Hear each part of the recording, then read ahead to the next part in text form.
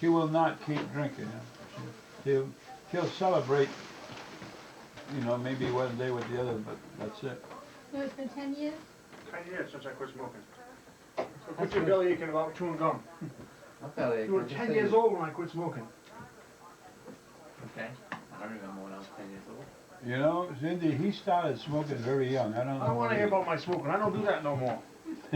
Play it and see both of you. You know, if you don't dance well, you can make believe you're dancing. Yeah. Ready? I gotta get in there. Spreading it. Hey, let's go. I'm going to do too much dancing. We'll go home and get my drum set. We can put on a show. Oh, yeah. Oh, yeah, you still like the drums, huh? Yeah. Sure do.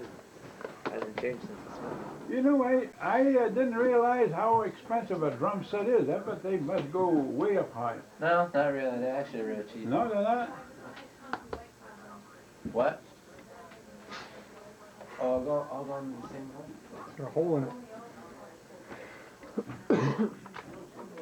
What? You want to go? I'll go. I'll go on the way back. Cindy, I'm going to let you hear it. See if you like it or not. Now, the French introduction is there, and you're going to know after that where it goes into Let Me Call You Sweetheart.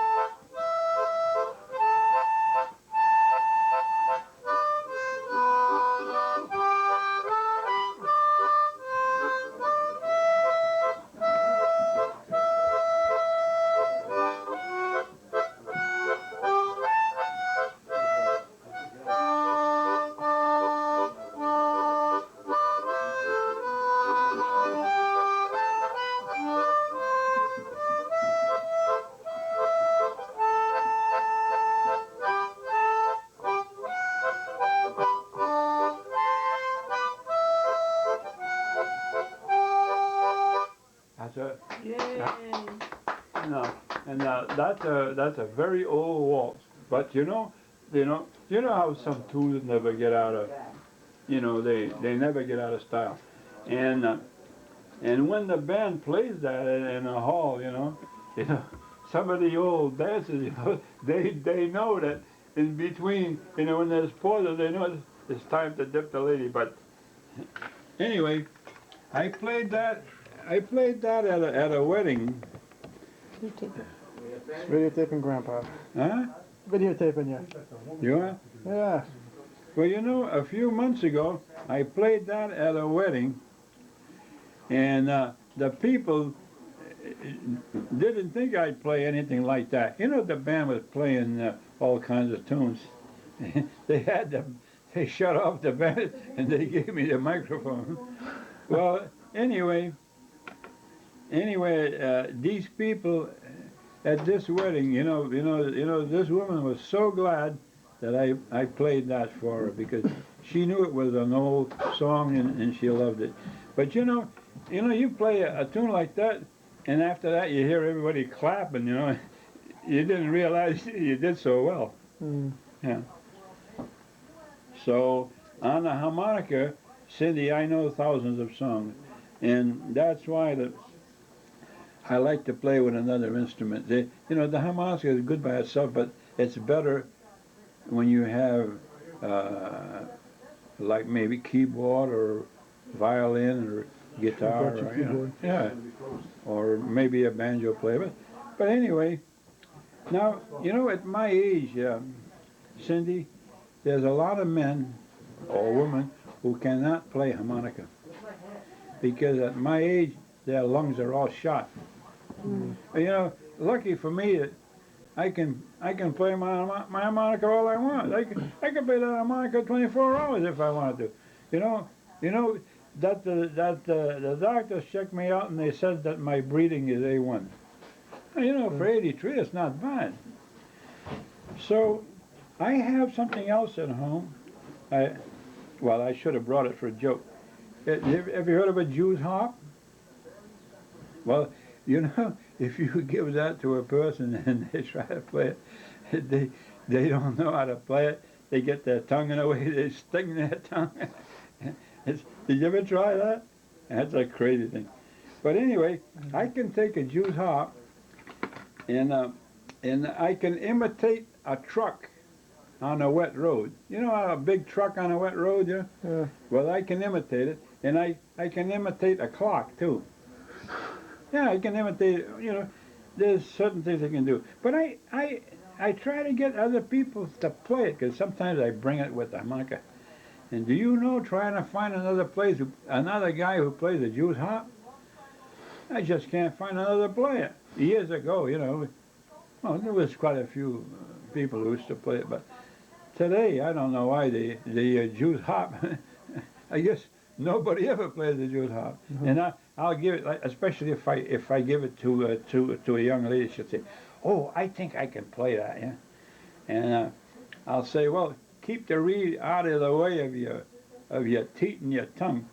But they have a bad habit of snapping the reed, their tongues in the way, and they put it down. They said, "Forget that instrument."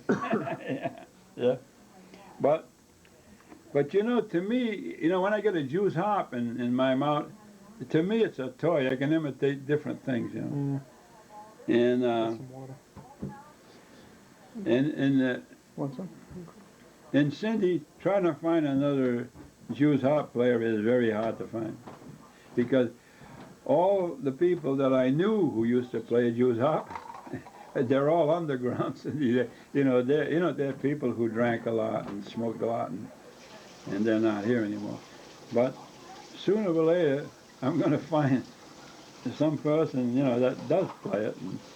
And you know why? It's nice because when I play hillbilly, you know, hillbilly tunes, that's good as a background. You know, same thing as a bass fiddle, I think. But seeing that you got your new instrument again, I'd like to hear you play again. You know? Because you played some of those tunes when you were up at Keats. You played some of those tunes so nice. I wish we could have recorded it while you were playing.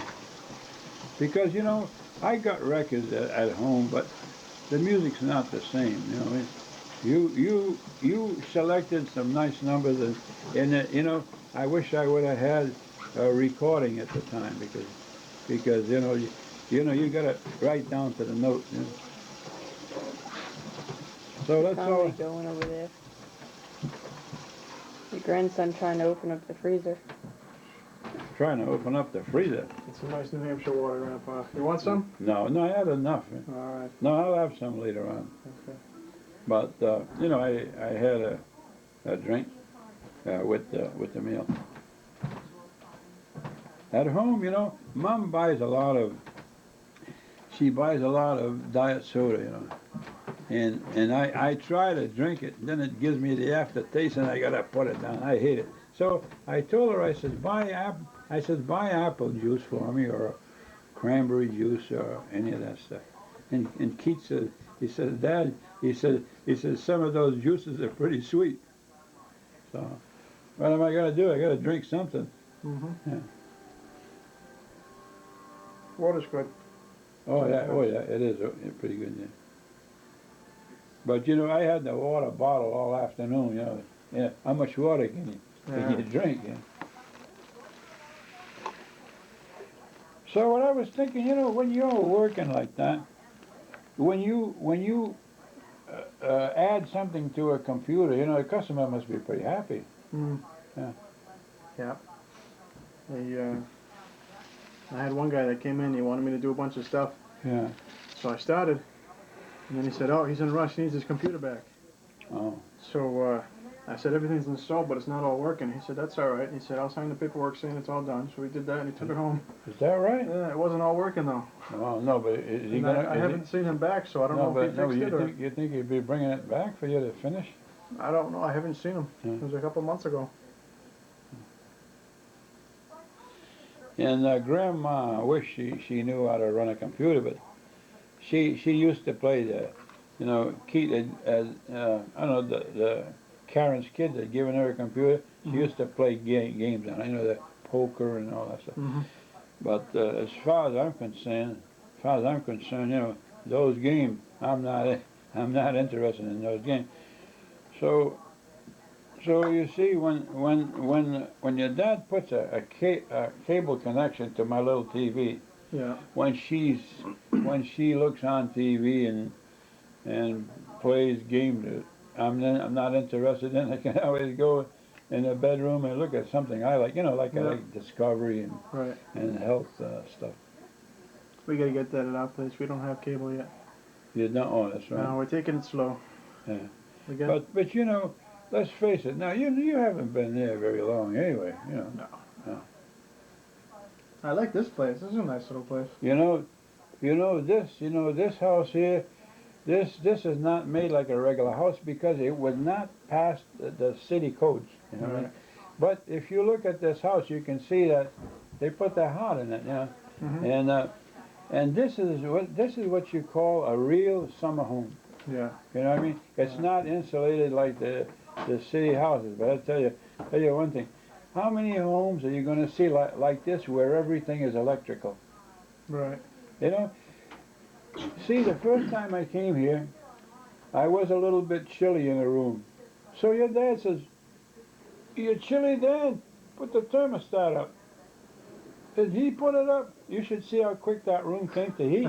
Yeah. No, but who would think that a place like this could afford to have electric on it? You know, your dad says, he says maybe the electric rates are cheap up this way. Yeah, Could be. They're a bit cheaper than. No, but he told me that that they could be. Yeah. Yeah. Right. So whoever built this, you know, they took all that in consideration, and how this is built is to me it's fantastic. If I ever won a lottery or something like that, I'd like to have one built just like it or very similar. Yeah.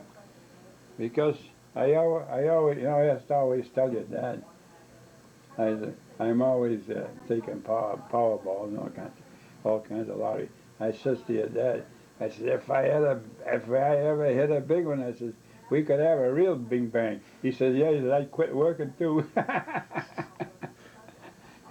You know, you think like where they win with several, you know, $1 million and all that. Yeah. So, Yeah. so I'm always joking and thinking about that. Wouldn't it be a joke if I hit one? You know, if I hit one, I tell you, boy, the rest of my life would be just one big fun, you know. Yeah. For God's sakes, I'd include you and Cindy. I wouldn't want to be alone at all. Get them all in, yeah.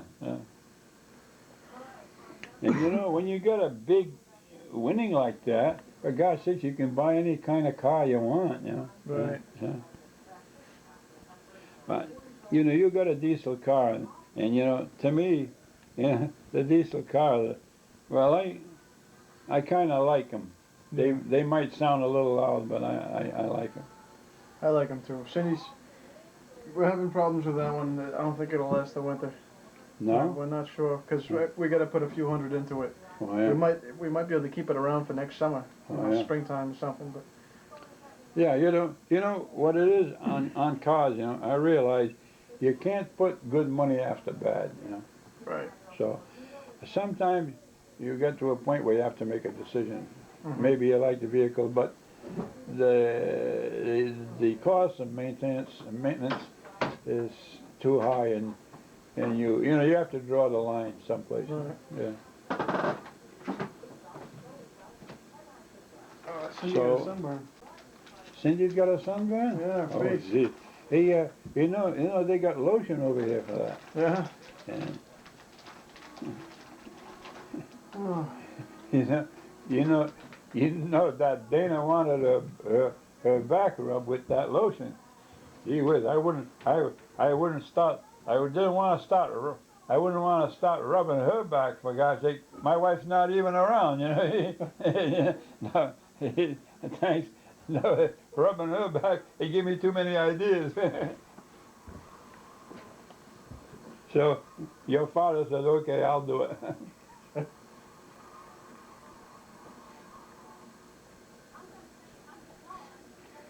You know, Mom likes the licorice, the black one.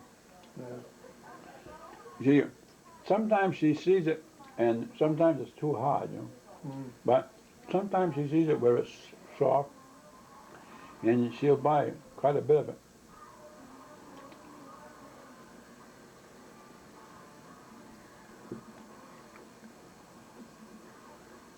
You gonna do Mount Washington tomorrow?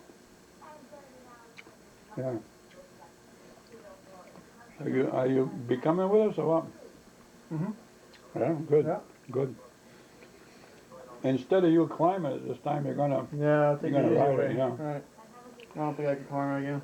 So, your father says when you and him climbed that, you had a pretty hard climb.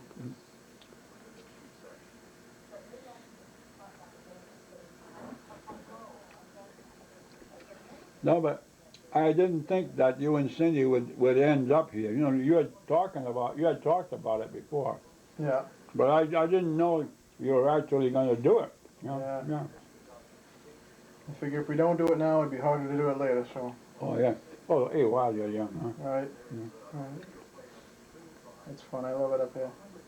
This is kind of like Cindy's grandparents have doors like this. They got the little hooks and everything. Oh yeah. It's all old stuff. This No, is you a don't- two-part door. Have they got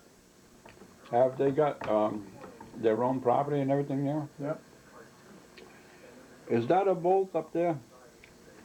Right there. This is a little latch for this Right. door. You know the doors that have the bolt. You know, sometimes people buy a bolt. You know, and you know having a bolt, Mike. You know, I was a janitor before I retired, and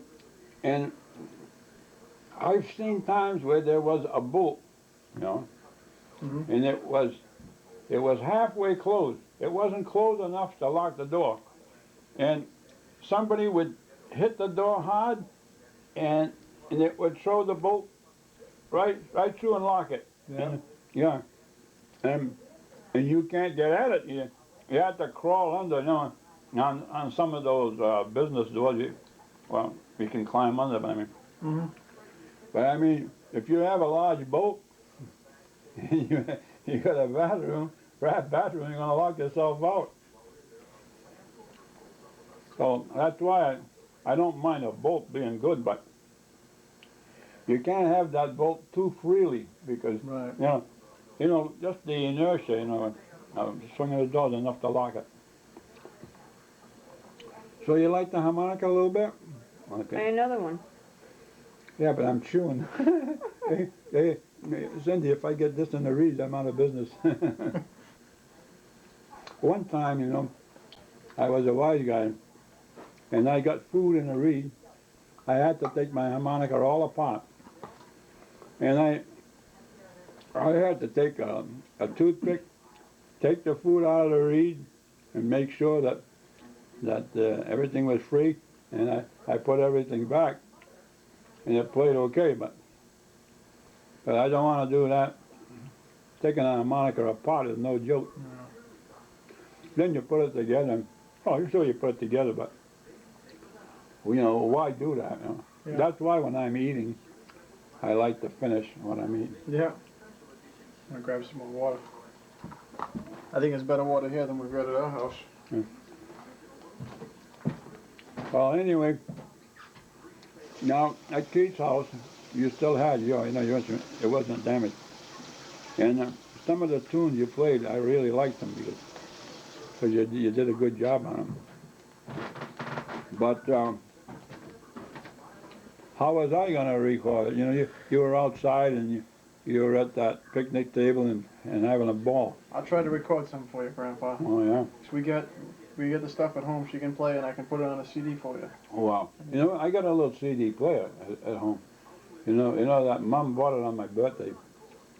We'll put it on CD for you. We'll mail it down to you. You know, I got a little player. I found out that the CD, I thought you could take the CD and you could walk outside with it. It's all right.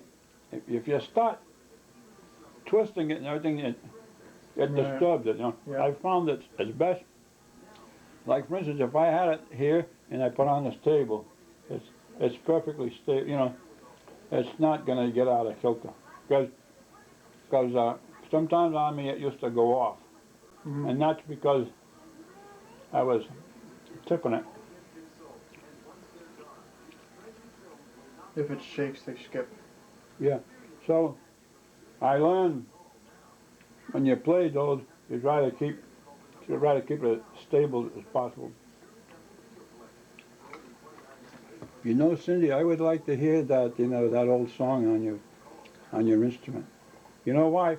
It's because you know how to put extra, what do you call it, harmonics, and you know what I mean. You can really dress it up.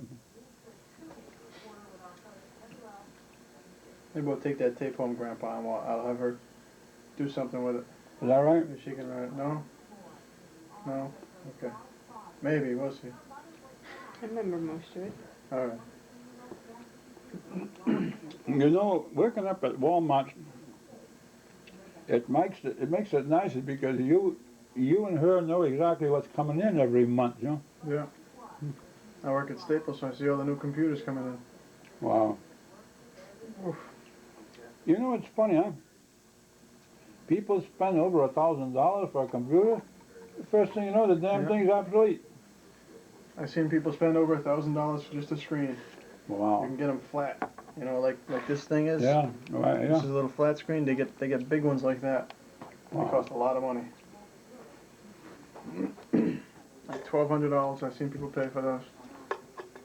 You gotta have a lot of money to keep up with those things, huh? We get a lot of rich people over there. People that come here for their summer Oh house. yeah, well, Staples is a kind of a little high class place, you know. Yeah. You get people coming in that's spending the summer here or something. They need a new computer. Mm-hmm. You know, for the new summer house. You know, Oh, yeah. that's what they do. No, but isn't it nice, Cindy, where you got enough money where you can buy a summer home or you can buy any home, and We need a first home first. no, but Right. no, but isn't it nice where you can buy a home and a new car and who knows what else, and you still have money in the bank, you know. Yeah. That's why I tell your dad, I said, boy, would I ever like to hit that only once. I said, even if I only hit the 100,000, Yeah. you can do a lot with 100,000 too. Yeah. Sometimes it's good hitting the 20. Bring $20 home. So I keep taking a chance. I'll probably never win any biggie, but hey, what are you going to do if you don't try, huh? Right. You know.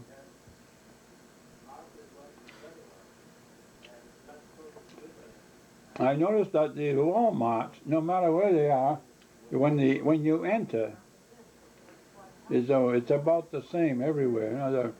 You know where you eat and where the toilets are and everything. You know, it's laid out in the same manner. Now, I've been up to some other Walmarts, and I noticed that when you enter, it's pretty well the same. Now, I don't know if there's some Walmarts that are larger than others, you know. Yeah. Huh. Some of them are really big. But you know, up in Putnam, I go up at the Walmart there.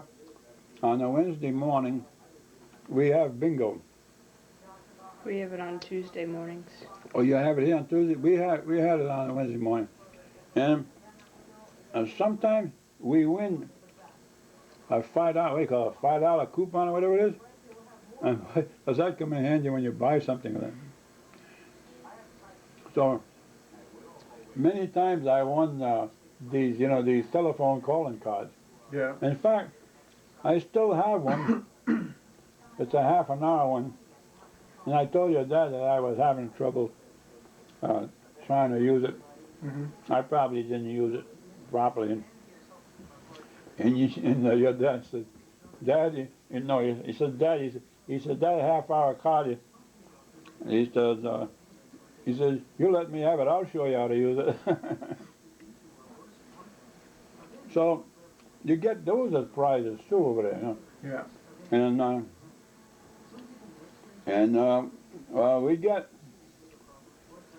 for instance, sometimes you win a box of cookies, you know, Yeah. and many things. You know, like the woman who runs it. You know, there was cookies, you know, and Catherine took the cookies. Well, she can eat them. And I told the woman that I was a little on the diabetic side. I had one. She gives me diabetic cookies. No, a box of diabetic cookies. Yeah. No, I didn't know Walmart carried all that stuff. No. And to me, I like to go there. You know, I'm not a big bingo player, but it's funny. It's funny because you never know what you're going to win. You know. Yeah. And then after that, now Kmart is not too far away. Okay. Now, at the Walmart in Putnam, we play bingo from 8:30 up to 9:30. After 9:30, we slowly go up the Kmart, and we play over there from 10:30 up to 11:30. And you know, up to Kmart, it's nice too because you win all kinds of meals. You know? Yeah. Like for instance, sometimes I used to win a breakfast. You know, a breakfast with eggs and the works. You know. And it's not only that, but you can also win a large pizza. You know. Yeah. Hey, things like that's not bad. You know. Sometimes we win a pizza, but we weren't hungry enough to eat it right there, so we bring it home and eat it later in the afternoon. So you see, Mom and I are always doing something like that. You know? Yeah. Love bingo. And Mom can play at the big. Now she goes to the big bingos on Thursday nights, and she plays up to 18 cards. I don't know how the heck she can play 18 cards. I got 3 cards in front of me, right?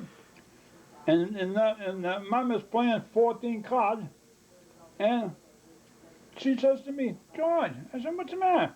She said, you forgot to put it on number 24. No, but I mean, how that working? She take care of her 14 cards in there. Yeah. No, but know what it is, you know? She's so used to playing bingo, she can spot it right away. Yeah.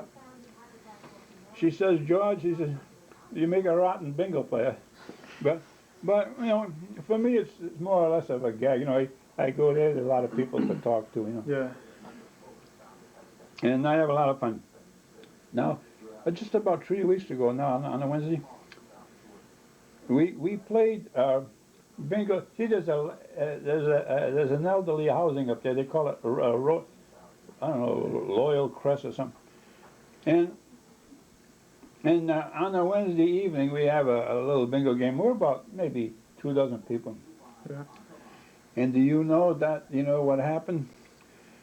See, the last card, when they were a small group, it's a $5 winner. See, now it was getting to the last game, and I had to go to the toilet bad. So I went there. I went to the toilet. I cleaned up, and do you know, Mike? I just stepped out that door. I couldn't walk, and that was that cancer thing, huh? Mm-hmm. And so Mom got someone to help me to the car. And she knows how I hate hospitals. You know? Yeah. She says, George, I know you hate hospitals, but she says, you're going right to Landmark and Woonsocket right now. And you know that they kept me. The following day, they gave me a CAT scan. You go in a tunnel. Mm-hmm. And then an MRI. And they told her that they found something. You know what it was? It was that cancer. Yeah. And in Providence, when when I was treated for it, they told me that the cancer was just as big as 2 golf balls. How in the world can a big thing like that grow in your head? But anyway, I thought they were only going to take a biopsy, you know. Yeah. And no, what the doctor did, he treated all of it by, by radiation. So he says, now, Mr. Carpentier, he says, now we treated it all up. He says, now the rest is up to God. In other words, it's up to nature to heal up. And and you see where that happened, that happened to be a portion of your mind that controlled mobility. You know what I mean? Walking. That's why I couldn't walk. Yeah.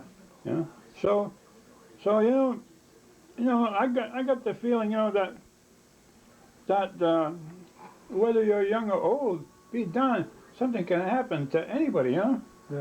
Like, for instance, it could happen to a young person just as well as me. So I never expected to have a cancer in my head. Heck, I've been living all these years, and I never even thought of it. Mm-hmm. But they told me it was a good size, and they treated me for it, and now I'm pretty happy because I'm starting to get my mobility back. I can walk much better. At first I couldn't walk, Yeah. So you live on and you just hope for the best, Mm-hmm. See, like you and Cindy, you're doing okay now.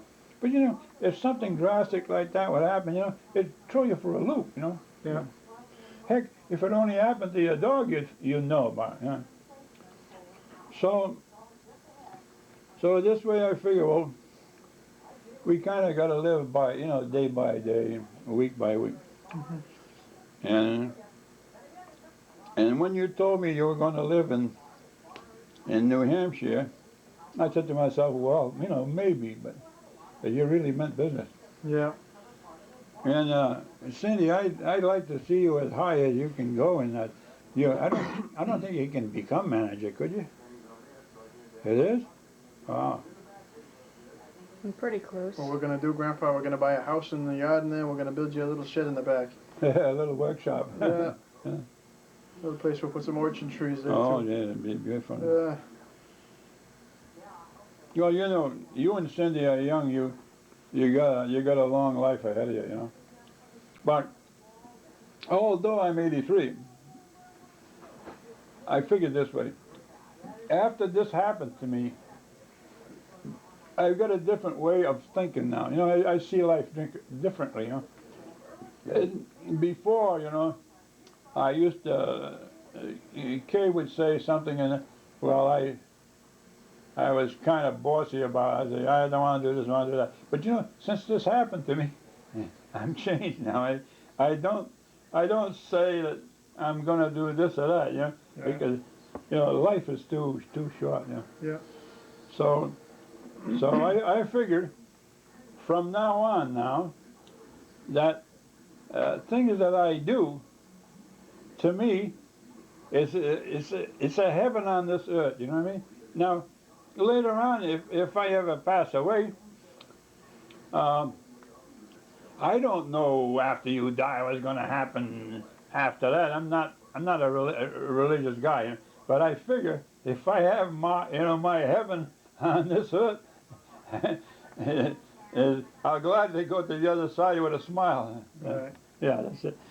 So that's why that now I don't like to see people arguing and fighting, because if it happens, I just as soon walk away from it, because the rest of my life now I want to make it happy, like maybe playing harmonica or listen to Cindy play her instrument or anything like that. But anything I do now, see, coming here and to me, that is my heaven on this earth. And although being 83, well, not too far from 100 years, but I don't give a damn. I like to live as old as I can. I don't care. Yeah. So this crazy thing happened to me now, a cancer, and I said, well, if one thing can happen, something else can happen too. So now I got a philosophy that especially me being older than than you people, I like to keep happy. Well, young people like to keep happy too. But in other words, if there's any arguments or friction around me, I'd rather just, walk away. Right. Sometimes, young people get, they get into arguments, but you know what it is, Michael? They don't realize how happy they should be to have good eyesight and to be able to do what they want, like driving a car. Well, I had to give it up years back because my eyesight, I couldn't do it. So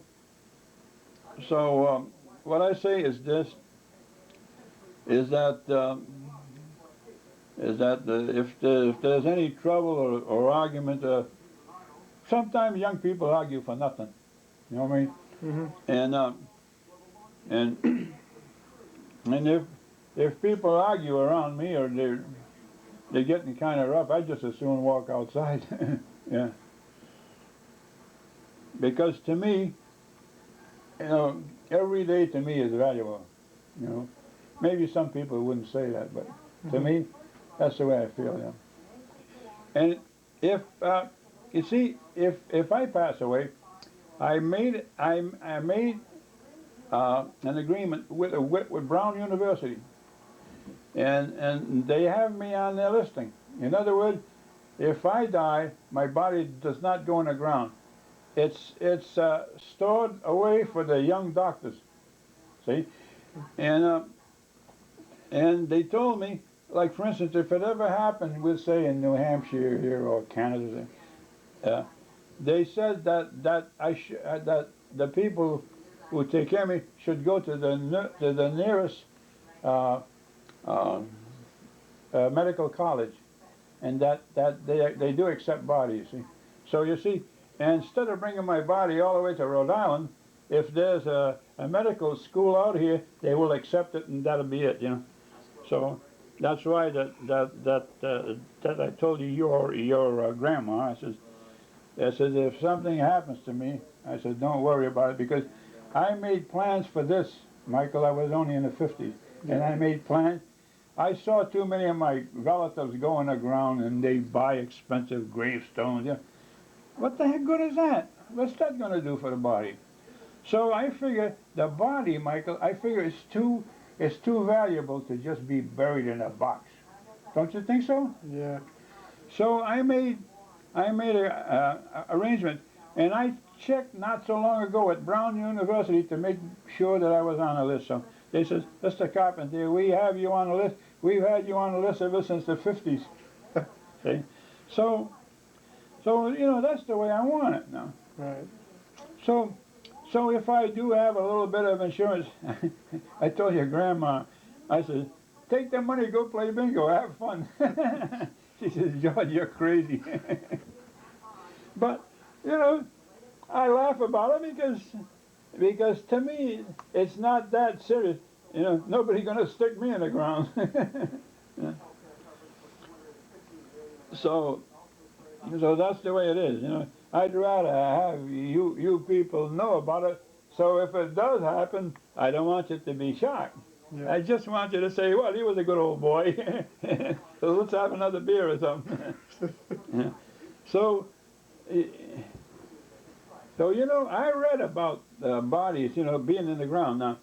Now, if you put a person in the ground, a regular burial, it takes 9 months for the body to turn into a skeleton. In other words, the bacteria in your body devours everything. Is attacked by the bacteria. You got a certain bacteria when you're buried, and those bacteria eat everything, and you end up just a skeleton in about 9 months.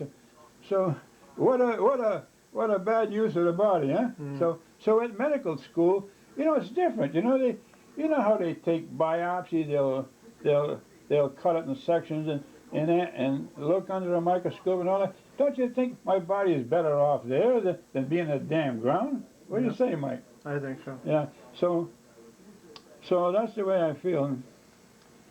And I told your grandma, I said, I know you're a little religious, because she's always a little religious. She used to teach Sunday school, and she taught all our kids, you know, including your father, Mm-hmm.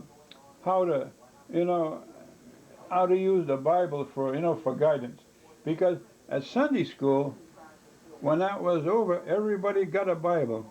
Did they do that at your, did you ever remember doing that at your church, Cindy? And they gave each one a Bible. Mhm. So I said, well, I said, you got your Bible now. I said, that Bible is a good guide, you know, for your life. But I said, don't overdo it. You know why? Because there's a lot of people who take this reading in the Bible and they twist it around. Now, a lot of people end up in the mental hospitals, you know, because they go nuts over religion, you know, and you know, that's worse than ever, you know. Yeah. You know, if you know a person that's religious and the first thing you know, they're insane, for God's sake, what a waste of life, huh? Right. So that's why, you know that your grandma taught the kids, you know, she showed them how to read the Bible and all that. But I haven't been too much of a religious guy, but I told the kids, I said, remember, I said, if you're stuck in religion, I said, you got your Bible there, and you could always, you know, if you have a problem, you can always look it up in the Bible, and you know, it'll help you to lead a better life. That's all I could say. What else could I say? Yeah. So you know, I was in your grandma's church myself. In fact, I sang in the choir. Yeah. Yeah, I sang in the choir, you know, and you know how they put those black gowns on, you know, Yeah. and I used to sing all kinds of songs with them in the choir. You know, Cindy, there's one song, one hymn that always got me in the gut. Now, I don't know if you would know about it, but the name of it is "Let's Break Bread Together." Did you played that, huh? No, but isn't that a nice hymn? And to me, you know, the first time that I heard it, you know, the organ was playing it. I don't know why, but it got me right here. Yeah. And in fact, I think I can even play it on the harmonica. But I tell you, that must sound good on your thing at home. Huh? Yeah. Do you know how to play that in the harmonica? Well, you know, I haven't played it in a while, but I wouldn't know. But well,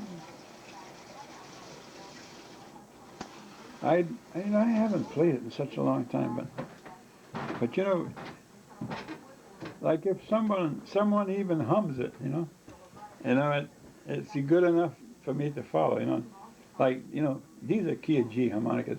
Well, if someone hums in G, well, it could come to me. But you know, Cindy, I'd like to hear a recording of that hymn on your well, whatever you call it. I always forget the name of the thing. Keyboard. The keyboard. I still You know? have the hymnals. Do you? No, but You know you know, if you play that, you know, especially when you can Or in the add, car. especially when you could add something else with it as you're playing it, you know, could sound almost as good as the organ. Yeah. Empty again. I think they're in the car. In the car here? I don't think I ever took them out of the car. I think they went in a box somewhere. At our house or at At our house, but in a box somewhere. In fact, I'm pretty sure. No, Michael. Some of these days, you know, I wish I could stay up to your house and make us some flapjacks in the morning. Yeah. You know when you make flapjacks, you know, Michael, when you make flapjacks, you use 1 egg to 1 cup of flour. Yeah. Yeah. And if you, well, you know, you gotta beat it up into a batter. And my mother always made them better than me. You know why? She used to add a little bit of baking powder, and they used to really rise. You know. Yeah. And your father and the rest of our kids enjoyed it when, you know, when my mother was there, because my mother made them the real Canadian way. You know. Yeah. You know, flapjack. You know, well, the one we make. You know,